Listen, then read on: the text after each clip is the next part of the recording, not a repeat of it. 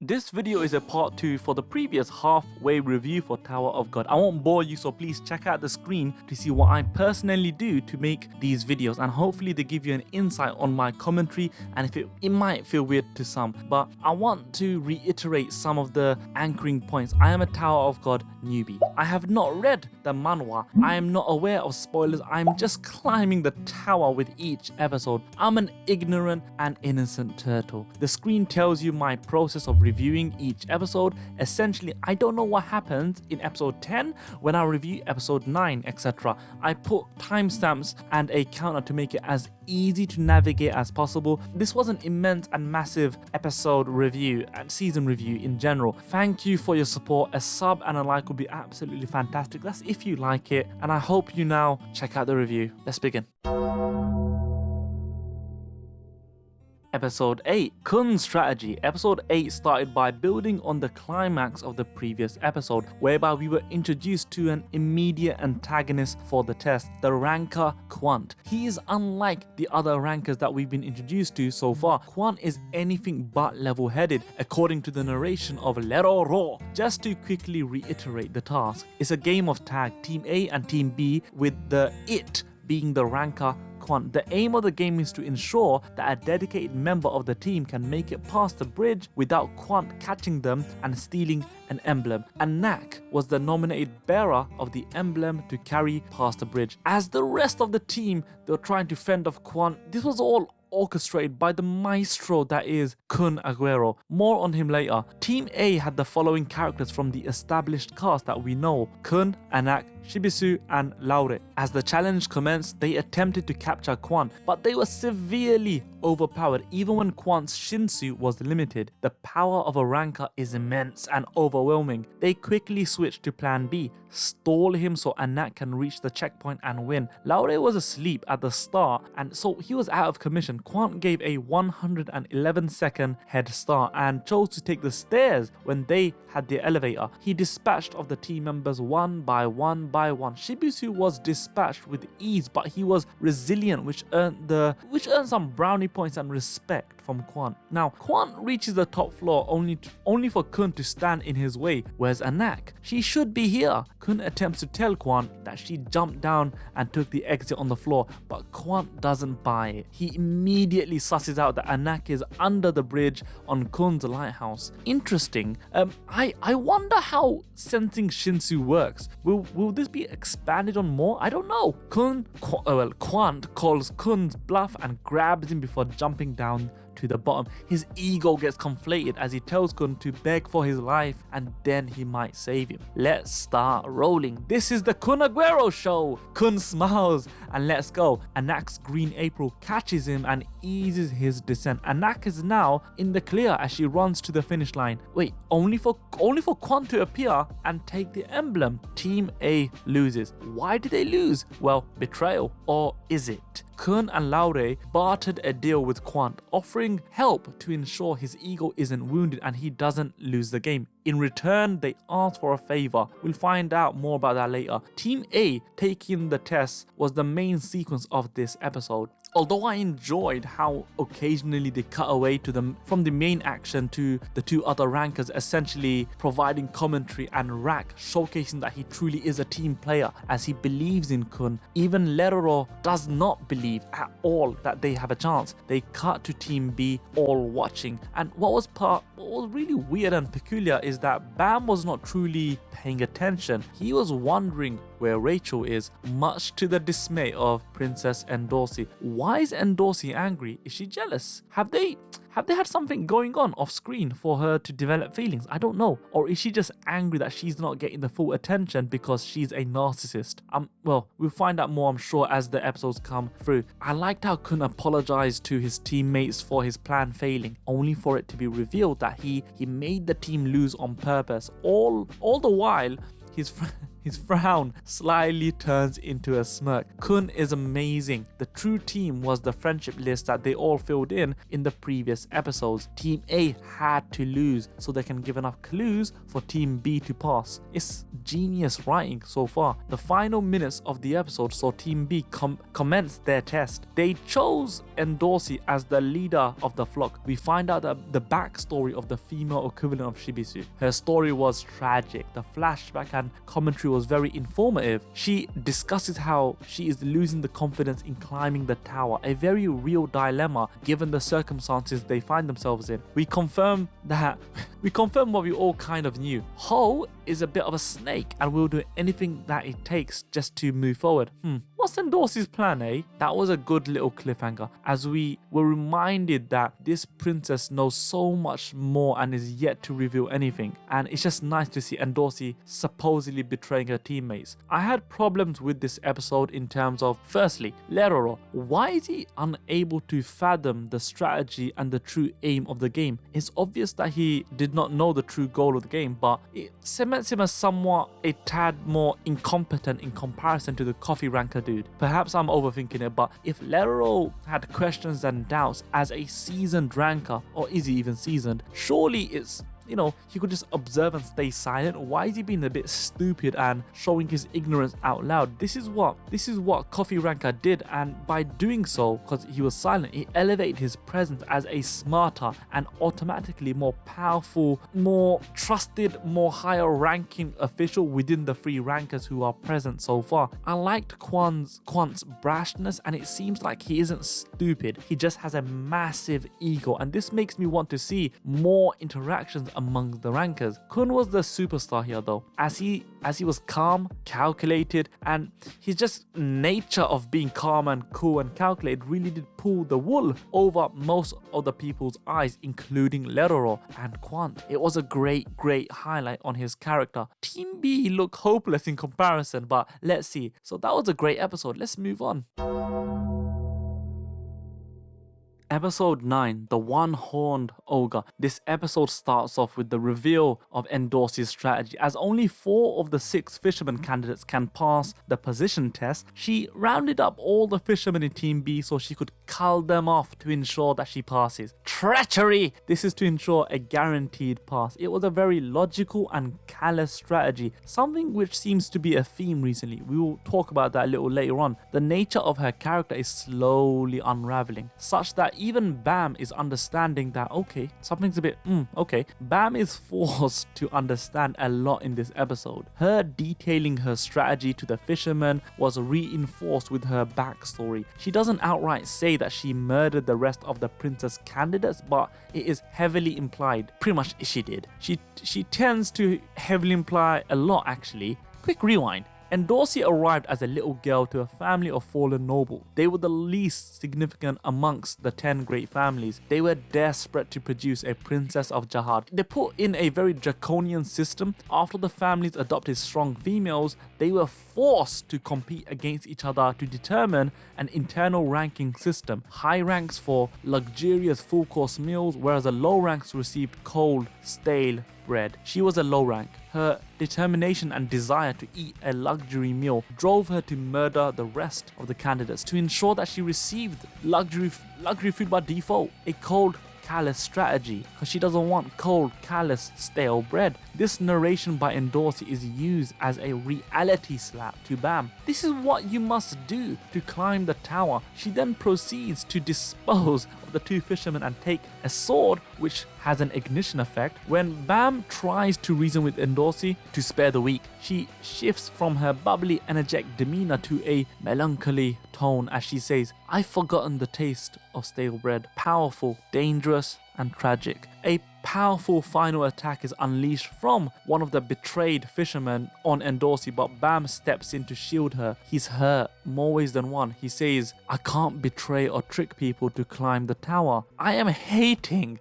and liking him more and more with each episode. What's wrong with me? We move on to Hats as he tells the other two spearmen to hide in the dark as he attempts to capture the ranker Quant in order to defeat him. With great determination, Hats actually grips the ranker to put him in a compromising position. Unfortunately, the two other spearmen ran away. Treachery. The two cowards are disposed of by Quant. The one-horned Ho shows his true colors and goes after Rachel. To ensure that Bam fails, he must kill Rachel. As he is confronted by Quan and eventually by Bam, he is smelling that he has been deceived and set up. Who? Is it Kun? Endorsey? Coffee Guy? We see Bam showcasing some crazy skills as he mimics a ranker's move to the amazement of Quant. However, this moment is for Ho as the ogre recalls his past to justify his desperation. The anger in Quan is overflowing. So much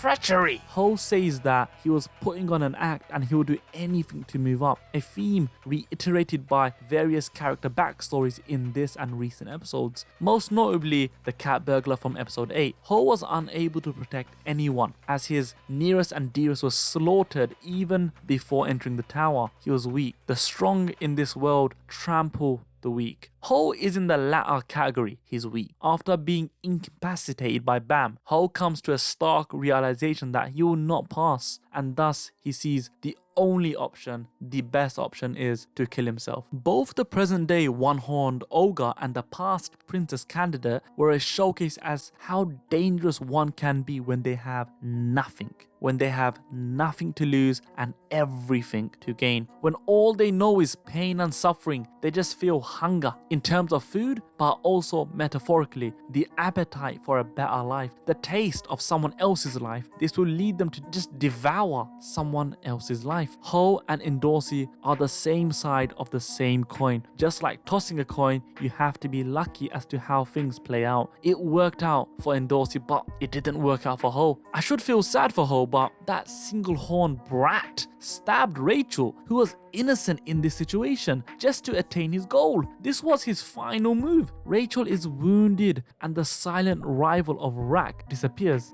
What's going on? Is he connected to her life force? What's going on? Honestly, I'm really baffled. Rachel reveals herself fully to Bam and then drops. She drops a Michelle Light gimmick and she just drops unconscious. A touching moment. What is going on? Anyway, Ho's death in the context of this episode was used as another reality slap by Endorsey to Bam to reiterate his own words which conflicted with hers. Bam needs to do things his own way. Cat Burglar Girl confronts Endorsey and slaps her. This is her way to mourn, the closest thing that she did have to a friend in this process. A weak soul trying to be strong. Will she forfeit the climb? I'm interested to see how things play out. Endorsey and Quant battle it out, and with some trickery she fools Quant for the victory. It was fun and sneaky in how she won. Perhaps this meant to be more. She was the epitome of treachery in this episode, yet her plan succeeded. Is her way the right way? She's been spouting all these callous ideals throughout, but she made it very clear that she wants to climb the tower with a knack. I've made my thoughts clear in the previous review as to why I think this sudden dynamic between Anak and Endorsey was poorly executed, and it seems to be the direction they headed, but it's just been shoehorned in. It doesn't make sense and it's kind of stupid, but regardless, it's interesting. Anyway, they cart away Ho's dead body and an injured Rachel as Bam is by her side. A bloody episode. An episode that created wounds in more ways than one for our main character and for the other characters around them. Will the reality slaps of Bloody Crimson be the first to color Bam's pure vanilla soul? More questions arise. The intrigue is manifesting as my enjoyment continues. Wow, I'm enjoying this way more than I expected. Anyway, let's move on. Episode 10, Beyond the Sadness. Where do I start with this episode? Okay, let's start with the mystery of the Silent Red Turtle's vanishing act. As Rak says, he just up and vanished into thin air, and since no one else has been able to give anything as insightful, the mystery remains. I guess we'll never find out. It will never be solved. That concludes the saga of the vanishing Red Turtle. Okay, in all seriousness, that thing, whatever he was, it was said that he was present when Endorsey met Rachel. What does that mean? Are they connected somehow? He just seemed to disappear when Rachel got stabbed. Is he a manifestation of her powers? Is that Rachel's powers? What's her powers? If that was the case, why was he considered to be a participant? Perhaps we'll never find out. Perhaps we'll find out later as we find out and learn more about Rachel. We know nothing about Rachel, to be honest. You know what? We don't even know anything about Bam. But in all honesty, I do feel really bad for Rachel from the fact that she was stabbed because of the jealous little idiot that was Ho. And she didn't deserve that, in all honesty, but at the same time, it's given us insight for the story and unfolding and fleshing out some of the character interactions. As we see that when this episode continues, we learn the depth of Kun's devious and genius plan to make his team, in quotation marks, pass. The plan turned out to be much deeper than one could have imagined, layer upon layer. It really was well done. Following Hwa Yun's warnings, Kun investigated Ho. Kun set everything up so that Bam would be protected.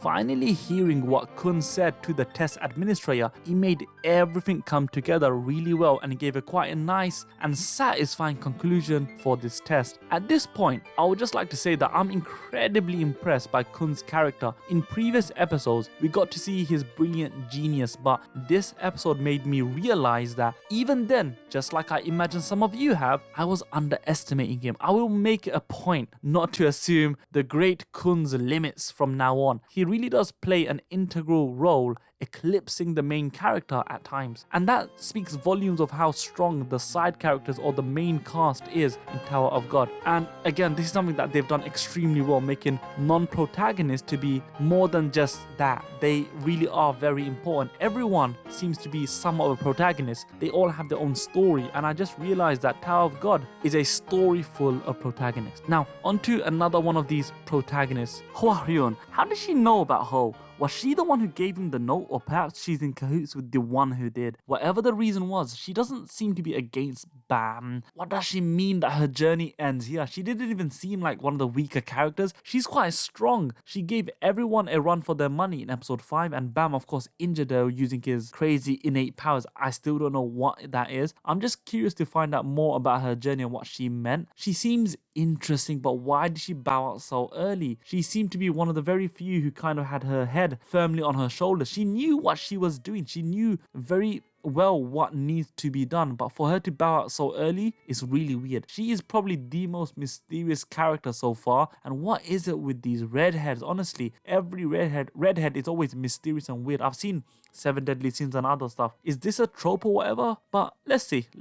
I hope to see more from her in the future, but again, we can only wait. Or maybe I'm just looking into things more than it should, but I liked her, man. Why does she have to duck out? It's annoying. We finally see another glimpse of one of our favorite princesses, Yuri. Here's to hoping her navigator survives by the time she reaches Bam and the others. He seems to be getting completely battered. He is literally like a dwarf carrying a bunch of stuff, and I feel sad for him. Anyway, the next scene was subtle and light, but one I personally found very endearing. Rak and Kun's conversation about whether Bam will continue climbing the tower showed two different kinds of friendship, and we all have probably experienced in our life. Kun not wanting to impose his own feelings onto Bam, and being as logical as he is, he wants to accept that Bam will probably not climb the tower. We all need to respect friends like this. But the kind of friend, in my opinion, we all truly need is Rak. He decides that Bam will climb the tower, even if he has to drag him through a very harsh and dodgy reality. Look, it may seem harsh and quite martial at first, but this is exactly what a true friend will do. He doesn't want to waste the friendship that they've built up so far, and since this friendship is mutual, I'm sure Bam felt the same way as well. Sometimes you need a stubborn friend to help you realize that what you want is actually can only be done through the means of other people, and sometimes you lose track of what you truly want, and you need that friend that's close to you to kind of give you a reality check, a reality slap to say, no, you know what, mate, you need to do this. If I need to grab you by the hair, the balls, whatever, you will complete your goal. So they will do things that may seem harsh, but it's always going to be for your sake. Logic between a friend is different than being unreasonable. And that's the thing, that's what Kun is. The lesson was not for Bam, but it's more for Kun. Bam clearly did not need this lesson, as he comes to them and lets us know that he is the protagonist for claiming that he will continue climbing the tower. But I'm not entirely sold on his reasoning of being Rachel's leg, but I was interested by his speech where he stated that he cares for nothing and he has no desires. What will someone like this see at the top of the tower? Someone who has no desires.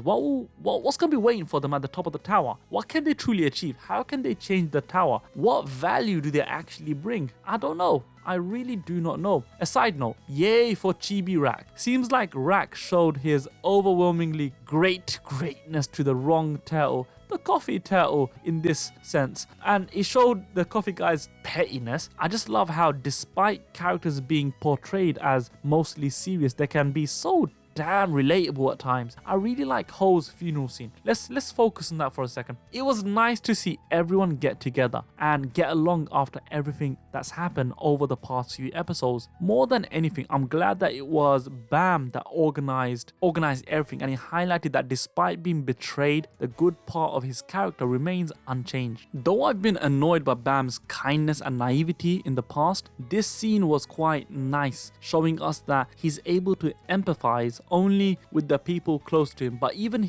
not only with the people close to him, but also his enemies or supposed enemies. Did he even consider Ho an enemy? I don't even know. I've always had a thing for protagonists who aren't fueled by hate, and so that's just bonus points for Bam in my book. I'm glad the anime managed to include this scene. Ho had a pretty good send-off. He got a bunch of chocolates from Rak, and the character showed us quite a bit as to why we love seeing them on screen together. I love Rak. I really do. Finally, we get to see the much anticipated interaction between Bam and Rachel. The conversation between both of them was heartwarming and worrying. Heartwarming from everything Bam said and worrying from everything Rachel did. We got to see a little bit of internal struggle that Rachel has been dealing with while hiding in the shadows. She's been feeling guilty for everything she's done for Bam, but that raises more questions than it does answers. Why did she abandon him in the first place? And why does he mean so much to her? So to the point that she shed tears about it. Are the stars really that great? What does she really want atop the tower? Knowing everything that's happened until now made the tears seem a little like crocodile tears, but at the same time I do still kind of believe them. Now, if I had recorded this instantly after she shed those tears, I might have touched and had a different perspective. But I don't know, the more I think about it, the more I doubt it. The reason I'm being so pessimistic is because of what she did next. You can abandon me too. Those words were heavy and hit hard, not only because of the way she said it, but because of the crazy expression she had while saying them. That one scene showed me how broken Rachel is. It wasn't like she said it because she wanted the nest for Bam, no, but seemed more like it was out of self-interest. She said it with a crazed and worried look, making the words more self-serving than anything. It was like she was really saying, please don't abandon me, because I don't know what I'll do if you do.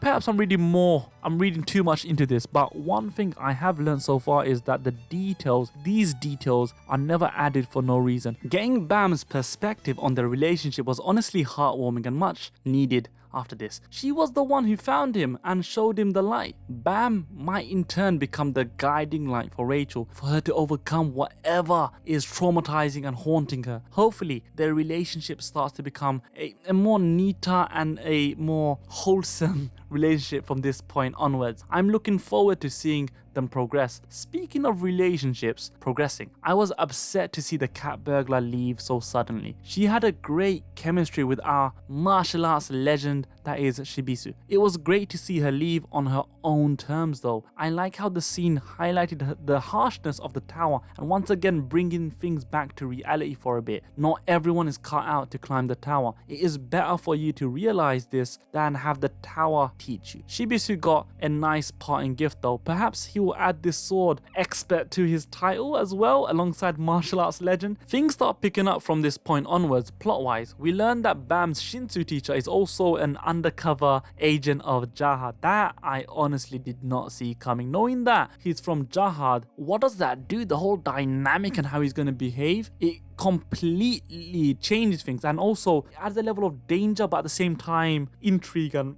mystery, and it's just nice. It's a different X factor into the story. Being one of Jahad's rankers must be quite an impressive feat, surely, to be then picked to represent the literal ruler of the tower. This makes what happened next insanely impressive. We hadn't seen the test administrator display his power until now, but oh my god, does he seem OP. Unfazed by the ranker before him, he even managed to summon a beast that makes the beast summon by Lopo Biapel in comparison. I don't know why I said that like that. Though their battle was short, I was once again blown away by the fluid animation and the music composition. This deserves to be a Tower of God highlight. It's on the highlight reel for sure, somewhere. His intentions, if they weren't before, have been made very clear during this conversation. He wants to eliminate all threats to the tower. I'm guessing that's Bam, right? Bam is just a bit weird, whereas the assassin wants to eliminate Anak for obvious reasons, and has made a deal with the coffee addict, and they seem to be in agreement to eliminate and cull off these threats to Jahad. Now that's interesting. These two are definite suspects for handing hold the no, but I'm leaning on the coffee guy a little bit more by now anyway. Now on to the final part of the episode, the results announcement. But before we go into that, we see a bowl crack for no apparent reason, which is a universal sign that something bad is going to happen. The bowl didn't simply crack, it practically shattered, and so expecting something disastrous to happen, stay safe out there, Kun and Rak. As for the actual announcement, we see Kun being Kun again. Rachel is not eligible to take the test due to her injuries, and this is where Kun comes in. Having spoken to Leroro beforehand, he proposed that they take the administrator's test opposed to the test set by the test director, since they have different restrictions, allowing Rachel to perhaps progress. Can I just say how badass Kun is to object to the test administrator when he pretty much is murdered. He murdered another participant right in front of everyone just a moment ago. But what made it really badass was when he was asked for his reason why. For my friend, he says. Seems like Rak's previous lesson was well learnt by Kun. Being unreasonable to your friends for the sake of your friends is essentially the most reasonable thing to do. And Kun once again proves why he's best boy in our eyes. The administrator's test though seems way more difficult, and whoever can pass this is able to go the shortest route up the tower. These are also the tests that Jahad and his companions took to become rulers of the tower. One restriction that Kun and Leroro did not know about, unfortunately, was that in order to take the test, you have to be an irregular. It can't be taken by regulars, and this is where Bam comes in. Bam, the irregular, is announced to the shock of everyone. I love how Bam is fearless during the moment when he said this, and it really does count. We got to see the discrimination that the irregulars face once again as Leroro explains the benefits and the downsides of following Bam. Irregulars cause great calamities wherever and whenever they appear. What the hell have the previous irregulars done to produce such a stigma? Are there other irregulars? Who are they? I want to meet them. Where are they? Anyway, I'm looking forward to Bam doing something outrageous and living up to the expectations that everyone has of irregulars. The foreshadowing for this is too strong. Come on. It's basically an expectation by now from what we've been told. And I've heard from a lot of people from the previous comments in the video. So from my previous review, you guys were telling me how crazy things are, and things are only at the infancy and the beginning. So you know what? I am really excited. Though it seems like some people were against following Bam, Rak and Kun's brilliant acting to try and get people to sympathize with Bam turned everyone around. Actually, no, that's not what happened. Their acting failed, only managing to fool Hats, and everyone saw what we saw. Kun and Rak being the best friends any protagonist would be lucky to have. Bam has not only managed to charm us so far, but the entire cast as well. With everyone in agreement, we are now going to get to finally see the final test in the next few episodes. Now, I'm already hyped to see what the test entails and how everything plays out, especially with all the plots being carried out in the background. But what I did not expect, and I'm so sorry, you know what, should I edit that out? I'm not bothered. But what did not stop me from getting even more hype was when the final scene played out. Bam comes face to face with the administrator once again. I remember the last thing that was said between them was, "I'll be seeing you again," when Bam initially made his contract with the administrator, and he's greeted with the words, "We meet again, kid." I'm unreasonably hyped. Why am I so unreasonably hyped? And also, what the hell is this little creature? He's some amphibian frog-like water creature. Are they all like that? Are all test administrators these animals, these beasts? I don't know, only time will tell. Anyway, I'm exhausted. Let's move on to the last few and the last batch of episodes. See you soon.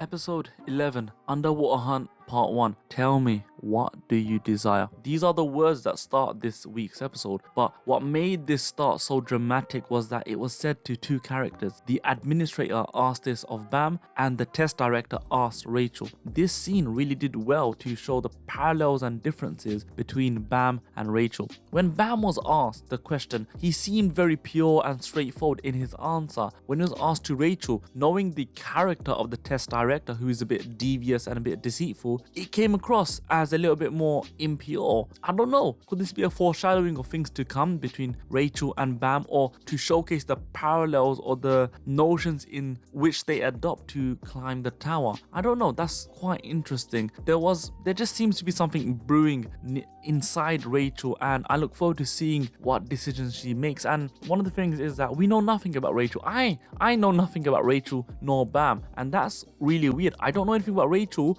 and I'm a bit skeptical. I don't know anything about Bam, but I know this guy's pure. Initially, I hated his character. I was like, man, I'm getting bored of this. But now I'm starting to appreciate it. And this is sounding kind of shit, but I'm looking at Rachel thinking, what can she actually offer? She's on a wheelchair, she's crippled. She will be a big burden. Now, with the greatest of respect, I know people who are not able to do things, they need support. But in this anime, in this sphere, I think, what help is she gonna bring? But then again, I don't know, maybe she has a power, because remember, she had that little protector, that little Rak wannabe, the silent Rak, that suddenly disappeared. Does she have some Latin power? I don't know yet. And anyway, with that, Rachel is allowed to take the test, but not before the test director says in a very ominous fashion, "Rachel, you are a very lucky person." She is lucky, honestly. Now, I won't go into detail about the test itself, as it can get fairly complicated. If you really want to get into the nitty-gritty of it, it's essentially a plan to protect the prey situation, where Bam and Rachel are the prey and they need to wait to be hunted by dolphins whilst they're immersed in Shinsu, as the rest of them ensure that the conditions are set and met so that they can be hunted by the dolphins respectively. Again, the rest of the team needs to ensure that the predators do not kill the dolphins, and it makes sure that this whole ecosystem works smoothly.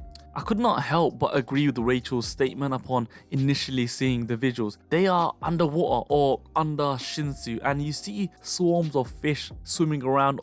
It's just beautifully animated, and it looks so calm and tranquil, and it's very hypnotic. Honestly, it's very hypnotic. The way it's animated, showing the fluidity, the fluid motion every time they turn, and it's just vibrantly colored so that it becomes hard to not be drawn in. There are just moments that the animation beautifully mimics real life, and fewer moments when it surpasses it. It did this, and wow, this was actually on the verge of it doing the latter. During the test, I could not help but see everything as a parallel and contrast. I don't know if this is what they were going for. This was the intended motive when they were directing and storyboarding this episode. Everything seemed to be a symbolization of something else, and there was always a balance of tranquility and chaos. The whole test could be described as two parts. The manic chaos that was taking place above the ground, where Kun and Ko are frantically dealing with the numerous threats and dynamic situations arising that are threatening the failure of the test, and the peaceful and tranquil scenes taking place underwater in air quotes, where Bam and Rachel spend all of their time alone. This I found to be a reflection of Bam. He's always frantically trying to do his best and live up to the expectations set up to him by his friends, or he set on himself. He didn't want to lose the Black March, so he competed. He went along with any of Kun's amazingly convoluted plans,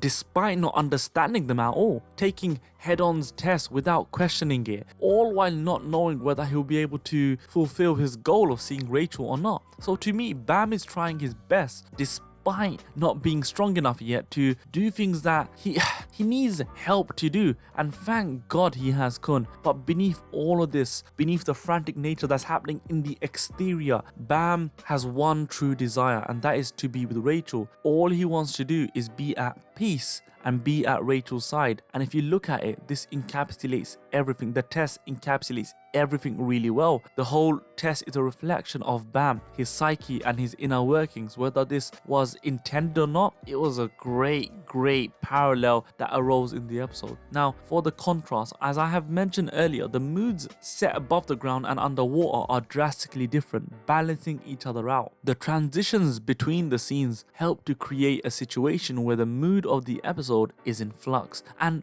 perfect flux. It's always having two forces acting in opposite directions, causing the object to remain stationary whilst waiting for one of the forces to overpower the other, causing the other object to eventually move. Will the object move towards the direction of chaos or tranquility? Would it move towards failure or passing the test? And that's where the tension arises. The tension, the suspense which hangs over every single scene. All in all, it makes watching this test play out to be way more gripping than was initially expected. In all honesty, I was at the edge of my seat. Will Bam and Rachel safely pass the test, or will the worst possible scenario play out? We don't find out in this episode. This is just setting the scene for the whole episode itself, but of course we're going to find out in the coming episodes. For the standout moments of this episode 11, it was mentioned the worst predator to come across is the bull. But apparently this is not likely, and like with any good anime, when something is not likely to happen, it is certain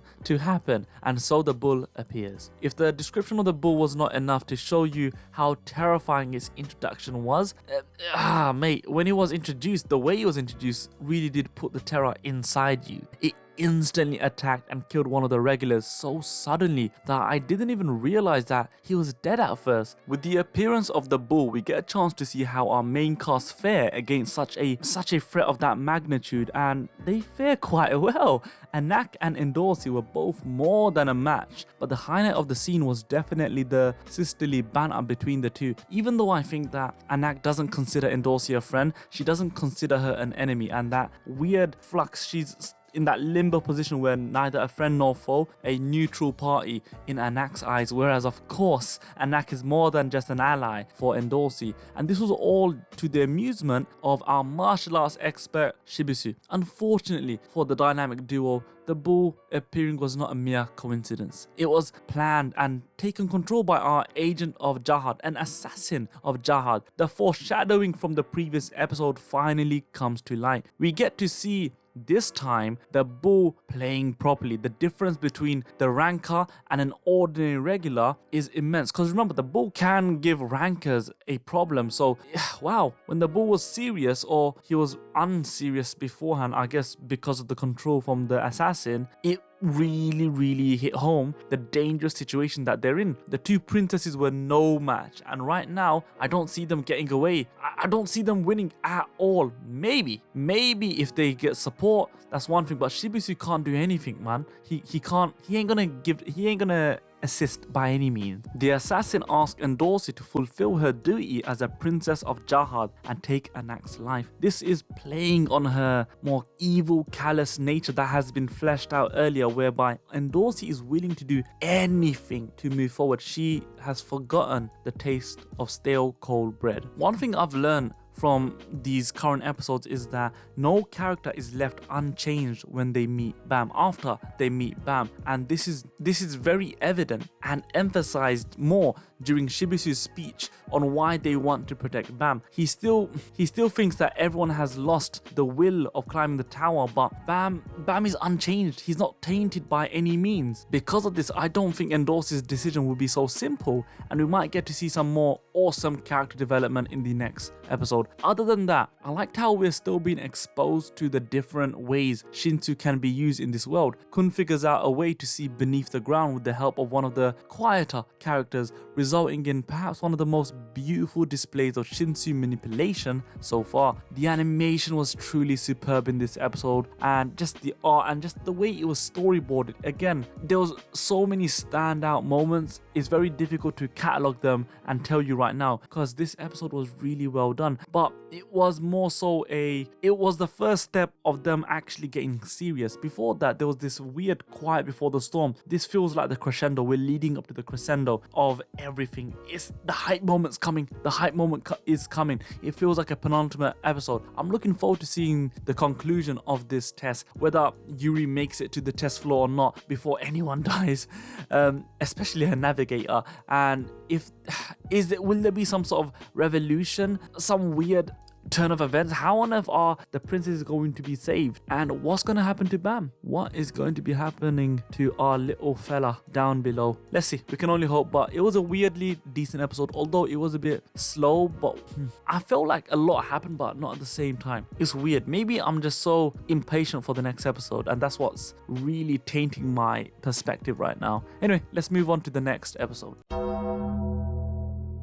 Episode 12, Underwater Hunt Part 2. This episode starts off with the tranquil yet booming orchestral score. It allows a seamless transition between the scenes of Bam and Rachel within their little sphere and the events happening on the surface. We can't underplay how boss-like the reintroduction of Princess Yuri was in establishing how, damn, I didn't know she was that badass. I feel bad. I really do feel bad. The way she reintroduced herself or introduced herself to the established cast was crazy, with how Shibusu noting how intimidating and immense her aura was, with Princess Endorse seemingly showing Jahad's assassin she's about to betray Anak, only for them both to double team the assassin was epic. It was epic. This spliced between the scenes of Rack's team focusing on their mission, the opening 5 minutes. Wow, the opening 5 minutes and actually the whole episode itself had superb direction. I guess the last couple episodes had superb direction anyway, but this episode really did stand out. They made sure to give Endorse her own character moment, her own moment to shine, and in my opinion, this is where she truly made sure that she redeemed herself and she cemented herself as part of the main cast.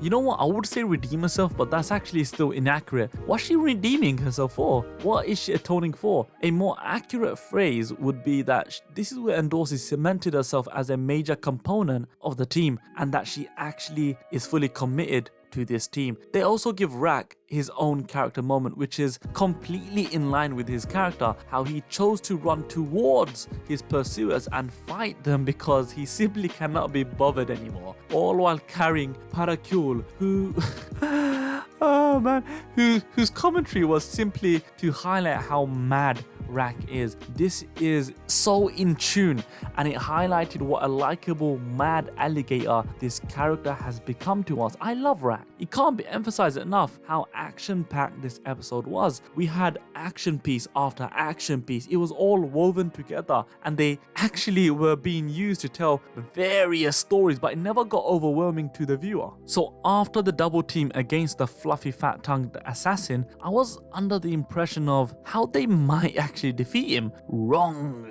He was just hiding his strength, and when he tuned up and turned up the dial up a little notch, he dominated Anak and Endorse. He didn't just dominate, he decimated their offense. He destroyed any hope of a defense and was about to execute the fake Princess Anak. It really looked very bleak for the green bottled firecracker. Again, I can't stress enough how well the score complemented the scene to blur the feel of tranquility and urgency.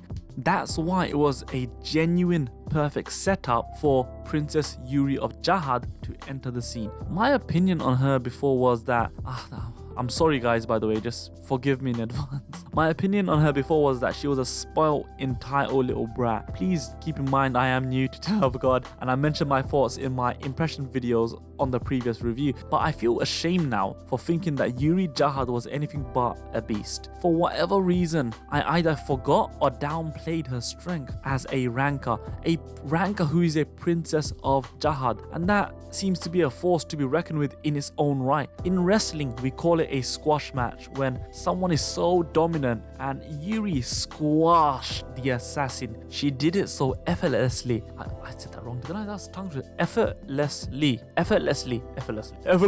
She did it so effortlessly, and everything felt just so in line with her personality. I really enjoyed the choices for the cutaways in the episode. They juggled the various significant events happening in parallel so very well, as not only do we get warmed up to the strength, authority, and boss behavior of Yuri, they cut away to Rak's team being led by Kun. The standout thing was that we were introduced to a mysterious character who is from Kun's family, someone who is clearly stronger, older, and more seasoned than Kun, someone who was able to push Kun's buttons and actually hold him in the palm of his hand. What does this guy want? Is only one of many questions. And interesting enough, a new development is able to rekindle my intrigue for Kun and his story. I love it. Kun has shined the previous episodes through his personality, through his quirks and his feats. Now it seems that he'll shine in the future by having his story fully fleshed out. I can't wait for that. I really cannot wait for that. And all the while everything is happening, they cut to those in charge of running the test. Leroro being the moral compass of the two, and the coffee latte bastard who is the moral folly for this group. But his involvement or lack of involvement comes to light for others to see. It highlights how severe his actions have been. Corruption galore, I must say. I like the little interaction between Hats and Kun.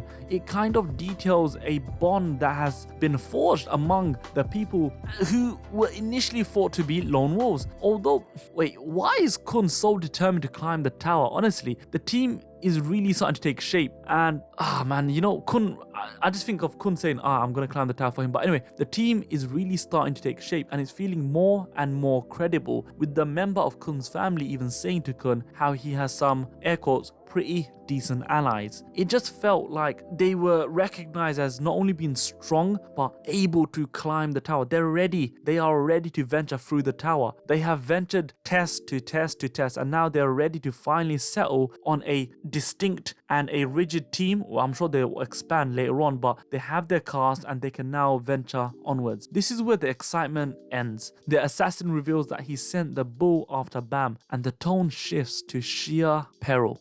Until now, I've pretty much ignored fleshing out the scenes between Rachel and Bam, and I've ignored telling you my thoughts. So now I'm gonna start from the beginning. The beginning of the episode showed a scene of Bam's hand glow. Later on, he tells Rachel that he wants her to feel his hand and the warmth, whilst also being inquisitive and saying he feels the power welling up inside of him. To which Rachel says anything can happen when we are within the Shinsu after all. Further down the episode, he reassures Rachel because no matter what happens, she should not worry about the outside, as he will take care of her and take her to the top of the tower. Two very important things about these events. Firstly, they were used as a cool down scene between the big action sequences as described earlier. We had throughout the episode as well. So these cool down scenes felt as if it was a break for us, the viewer, from the action, and all while weirdly feeling as if Bam is serenading and reassuring not only Rachel but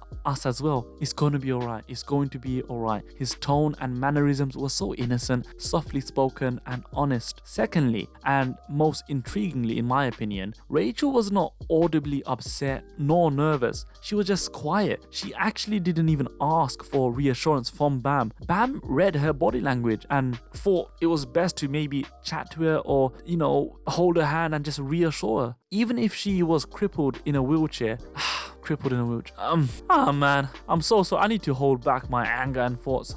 Please bear with me, everyone. I'll give my thoughts on that when the time comes. So, Bam and Rachel, back to the present. Back to the present point to which I left off earlier. They're being attacked by the bull.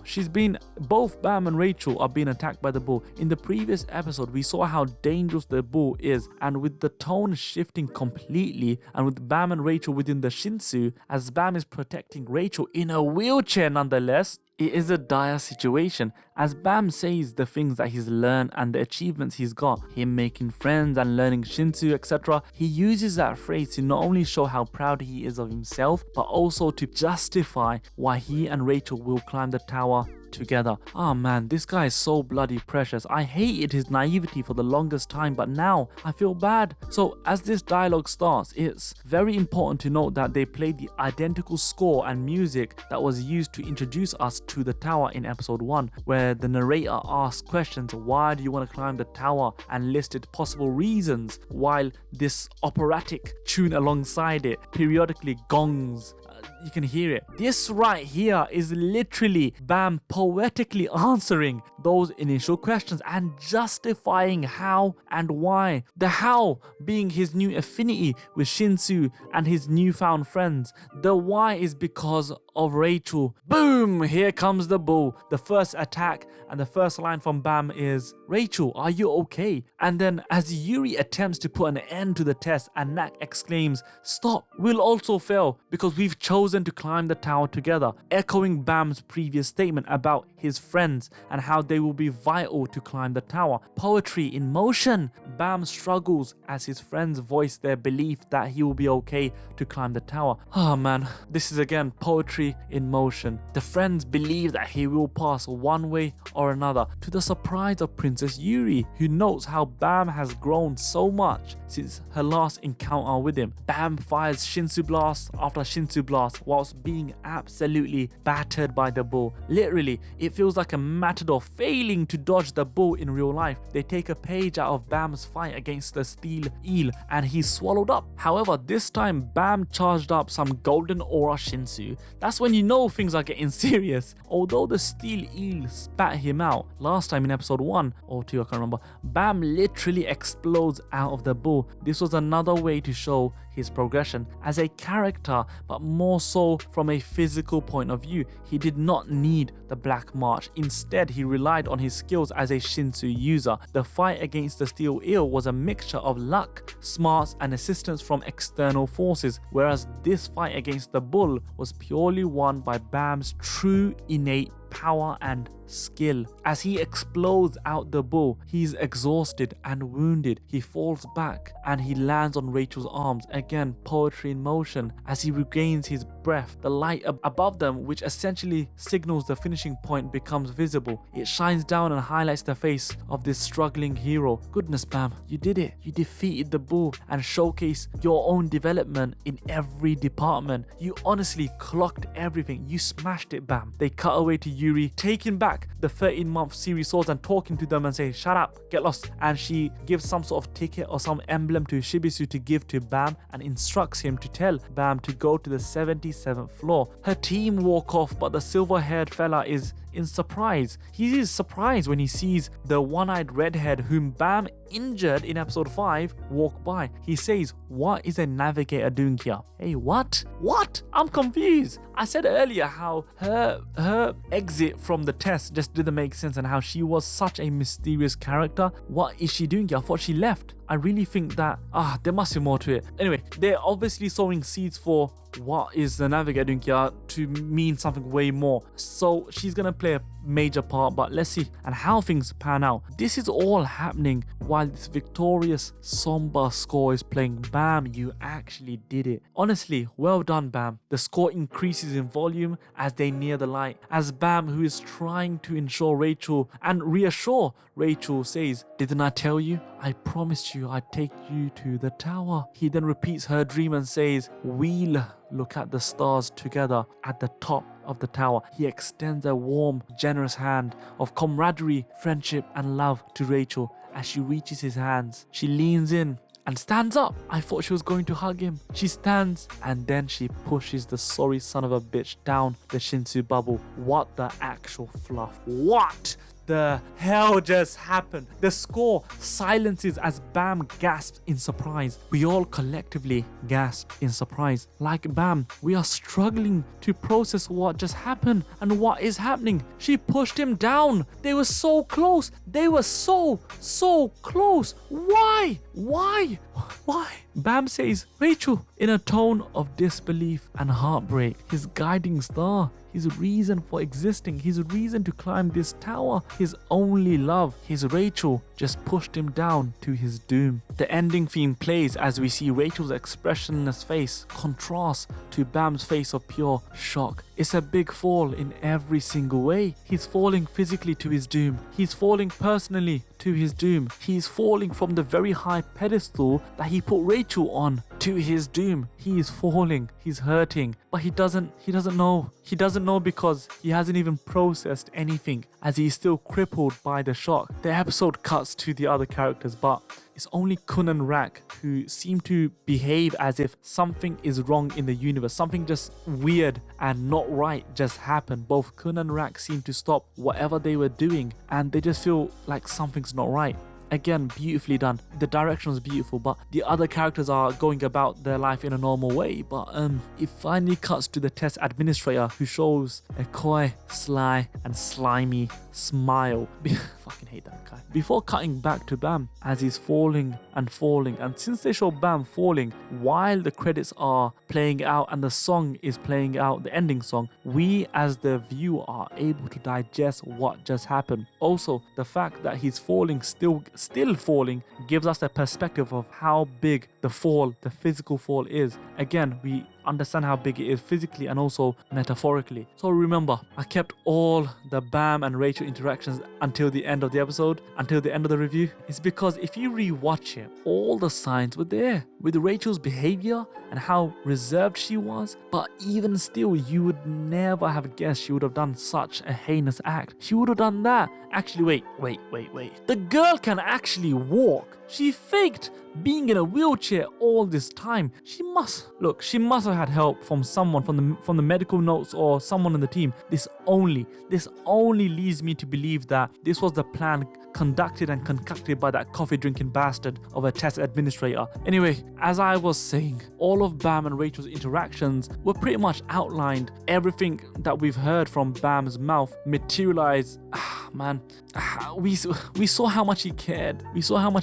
And the way he was behaving around her. He wants Rachel to feel his hands when they're glowing and they're warm. This is to represent how Bam is the light and the warmth to Rachel's coldness. And if you're cold, you can do anything. Is Bam her star? Is Bam her son? Or has he fooled himself to think that he was? Or how much was Rachel and Bam's past even true? How much can we even trust her right now? The episode was masterfully directed and it truly felt like a finale. I was surprised to know that there was another episode after. I'm happy there is. They rip your heart out and let it rest in your mouth, since your jaw was hitting the floor in absolute disgust from what we saw. I hate Rachel. I really hate Rachel. I despise her and I'll continue to insult her from now on. And I'm going to end it here because, you know what, I'm just gonna blabber on. Let's move on to the finale. But Rachel's a bitch. Just want to say that she's a bitch.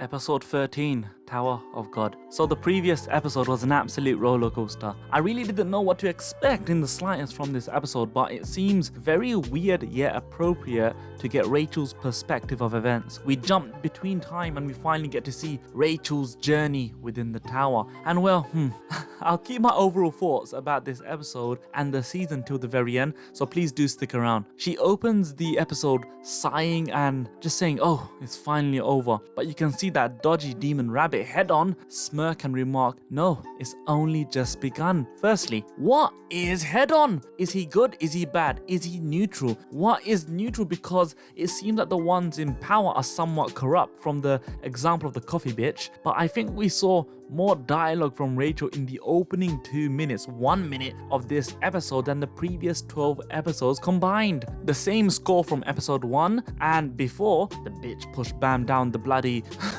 down to his doom. boom in episode 12 was that familiar and eerie gong-like score where doom, doom, doom. We can see how desperate Rachel is, and it got me questioning things. What does she truly want? She begs. She absolutely begs Head-On and pleads with him and calls him God. Head-On sees how ugly and desperate she really is. He tells her that she needs to pass the test. It is the same test that Bam completed when he first arrived, breaking the ball around the steel eel. Unlike Bam, she moaned and rejected the test, saying how it's impossible and there's no chance. Why is she so damn entitled? Honestly, what's wrong with her? Head-On tells her to wait, and I assume she was masked with the Shinsu as she witnessed Bam do the test. He was fearless and he did not waver in the slightest. A lot of this episode was a clip show, but with Rachel's narrative and perspective overlaid on top of it. Also, there was a few new scenes spliced between it, but it pretty much was a narrative that we've already seen play out in the previous 12 episodes. Rachel again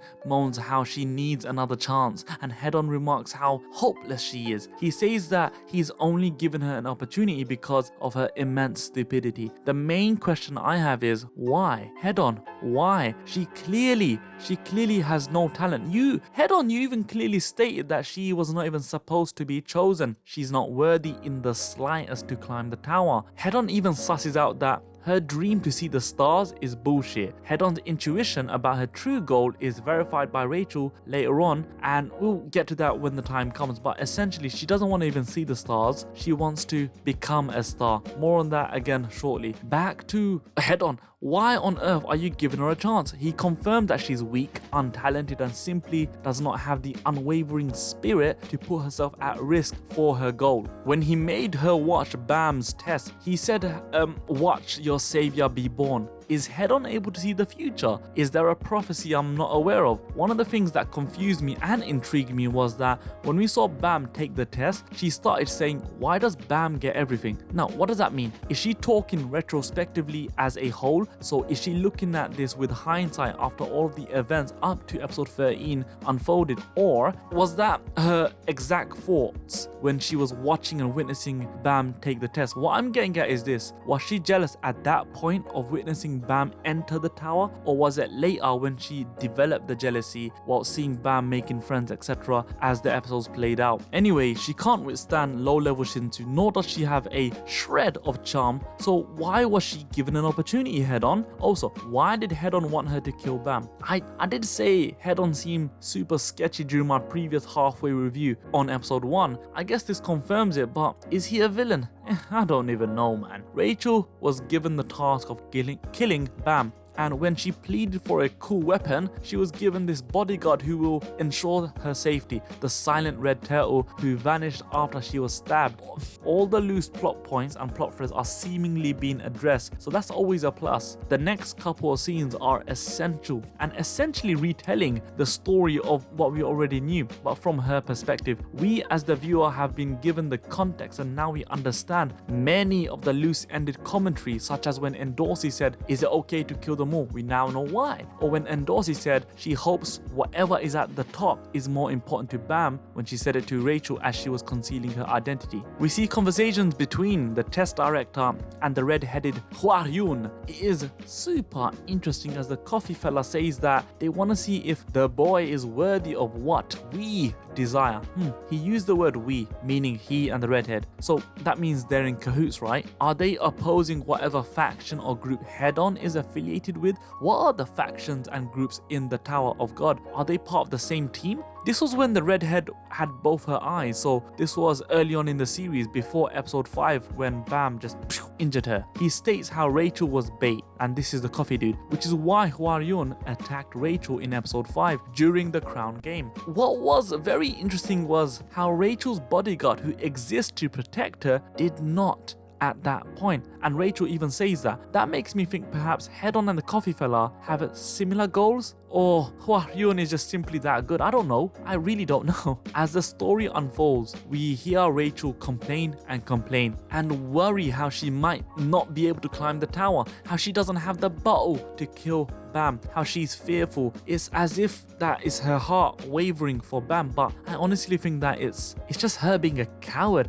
I said it in previous reviews how she comes across as a useless girl, and it honestly seems like she has nothing remarkable about her. She is weak and mentally very ugly. We also find out that it was the scarlet one-eyed pirate Hwa Hyun who gave the note to Ho. She also told Rachel that there will come a point which will allow her to stick close to Bam and not to misread the signs. I really think this snippet of dialogue is very, very important in various ways. One of the reasons for why it's important is how Ho and Rachel are very similar, if not the same. Ho has developed a very deep jealousy towards Bam, which morphed into hatred. I don't know if Rachel hates Bam at that point, but I know that she's jealous of him, of how he was able to acquire a weapon that is so powerful. He made new strong friends, and like a planetary star has people orbiting around him, and that is to represent again how he's able to make friends. I think Rachel is at a crossroads whereby she can either let her jealousy consume her and morph into hate like Ho, or overcome the jealousy and become part of the team and work together like Kun, Rak and Ko. Rachel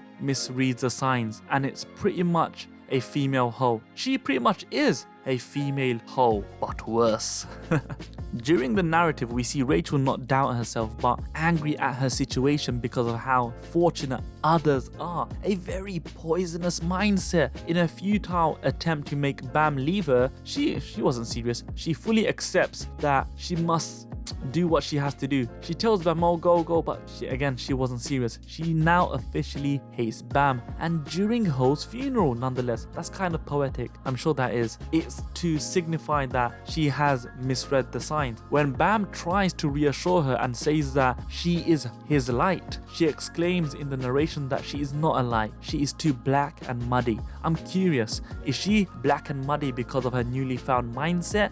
Was she muddy because of the events in the tower? Or is it because of events and knowledge well before she even entered the tower? How do I still feel like I know nothing about her? It's weird, yet at the same time they're trying to tell me about her, but I still know nothing about her. She continues saying how her thoughts for the tower cannot be suppressed, and she is jealous and hateful of Bam. What got me angry was how she made her mind up about what she's gonna do to Bam well in advance. So when they were within the Shinsu, as they were doing that final test, she knew what she was going to do, and interestingly enough, she apparently could not see Bam's glowing hand when he asked her, can you feel my hand, feel the warmth, I feel like there's power welling up inside me. Does she really have no affinity for Shinsu? Is she really that untalented? She has no talent and her soul is morally compromised, yet she wants to shine and be the brightest star. She fully accepts that she at that moment is not a star. She might not even be worthy to be a shadow of the star. She understands that currently Bam is the star, so for that reason she needs to be special. I went into detail about all the things leading up to that push and why it resonated so well emotionally within the narrative. Please check it out in the episode 12 portion of the review. What I will add is this: by pushing Bam off that little platform, it metaphorically was that of a shooting star. In various religious scriptures and even in Greek mythology, there is a story about trying to reach the heavens only to be struck down by the deities. When Icarus got too close to the sun, his wings burnt. Rachel ensured that Bam was Icarus. Bam didn't want to be some hero, he just wanted to live his life, but it seems like the notion of hero, Icarus, or some deity or some destined dude was thrust upon him. It's not his fault, whether he knew it or not. Rachel's a bitch. She's a bitch. 15 minutes into the finale episode and we are back to the present day with some fresh content, as Rachel tells the others that Bam was defeated whilst battling the bull. The team come to the conclusion that they're gonna climb the tower to repay Bam. And how will they repay Bam? By taking the crippled Rachel with them. This was spliced together with Rak's wail. Oh, that sad wail. Lerol confronting the test director and Rachel slowly laughing maniacally. What a bitch. The redhead tells Rachel everything went according to plan. Whose plan? Why? And and Leroro decides to climb the tower to find answers, and he quits his current role. Kun is reluctant and is kind of hateful towards Rachel, as his instinct tells him that Rachel is to blame. The team is now sent on their way to climb the tower. We now know that Hwaryun is a navigator from the previous episode. She is shown to offer training to an injured Bam.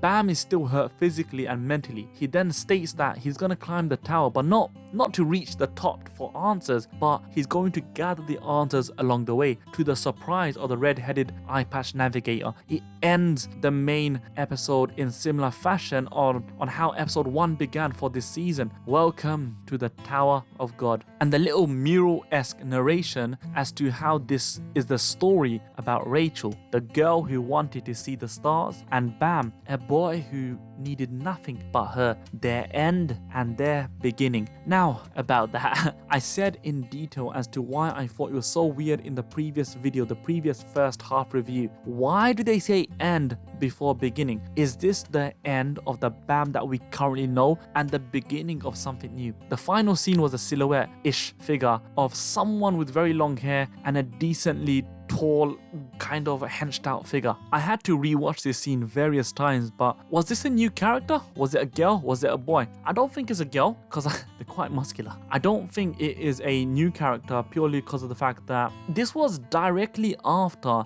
them talking about the whole notion of a story about Rachel and Bam. I think it's Bam purely because of that dialogue in itself. It can't be Rachel because she don't have blonde hair. The person or that character has the same color hair as Bam, and it's very long, as if that it's not being cut. It's kept in a ponytail again to show that some time has passed. Also, Hwaryun does say that when you return and when you meet with these people again, a lot of time has passed. She would have existed, she would have lived life for a long time before you meet up with them again. So to signify normally a time gap has happened or a time jump has happened, the hair tends to grow out. Now let me give some thoughts about this episode. I don't like it. I think it was shit. I don't think it was needed, and frankly it was a waste. Now please bear with me and let me explain if you disagree. The first 15 minutes of a 22 episode were essentially reused footage with some new scenes splattered between. It was a glorified clip show. So my question to those who may disagree is that if you cast away the greed and the need for new content for a moment, because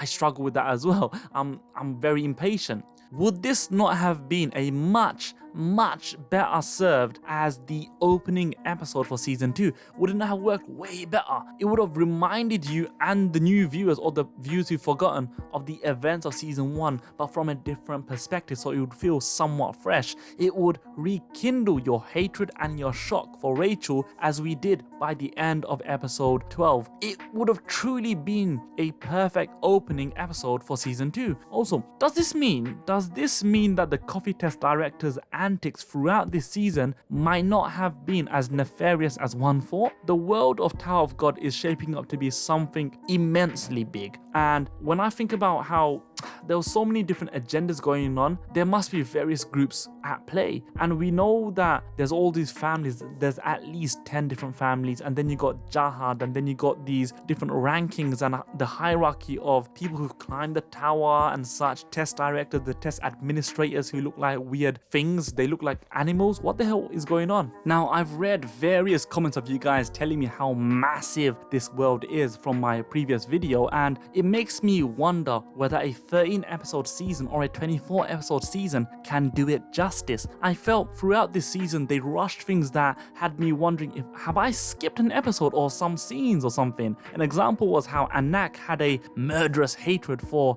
the princesses of Jahad, only for her to be quite chummy or somewhat chummy with Endorsi within 5 minutes of the next episode. I understand this is a long-running mega manhwa, but the amount of loose ends and open-ended story beats has me kind of worried whether they can achieve and showcase everything in the coming seasons. Look, I don't know about the written material. How many things have been left out? Let me know, please, because I'm actually quite interested to know what are all the things that have been missed out or left out from the manhwa and the anime itself and the anime adaptation. Overall, I think this season was decent. There were certain episodes which felt a little I felt it was a little slow, like very little happened and it stifled the story flow. It seems like when the story slows down, it really slows down. And when it picks up, it's really fast paced, like a coursing river. Although there are many times that they do find the balance and it's really well done. Because very few times I've actually criticized the storyboarding, but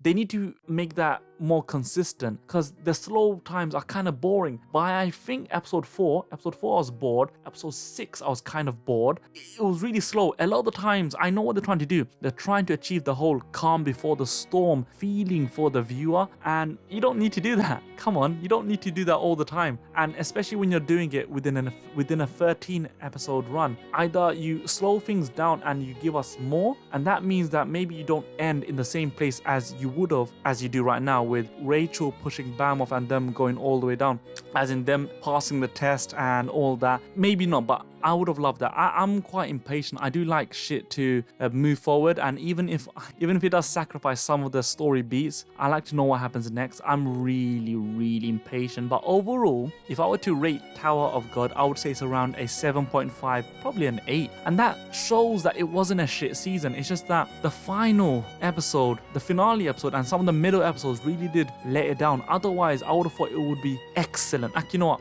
7.5 out of 10. I thought throughout there was excellent storyboarding. That final episode was shit storyboarding. Look, do you agree with me? Do you disagree? Comment down below. I will actually read them all. I know this is not my usual content, but it sure was fun. I'm gonna be uptaking a massive Yu-Gi-Oh project. If that interests you, I hope you join me on this journey. Now, I hope all of you lot climb life to the fullest. You amazing turtles. Take care.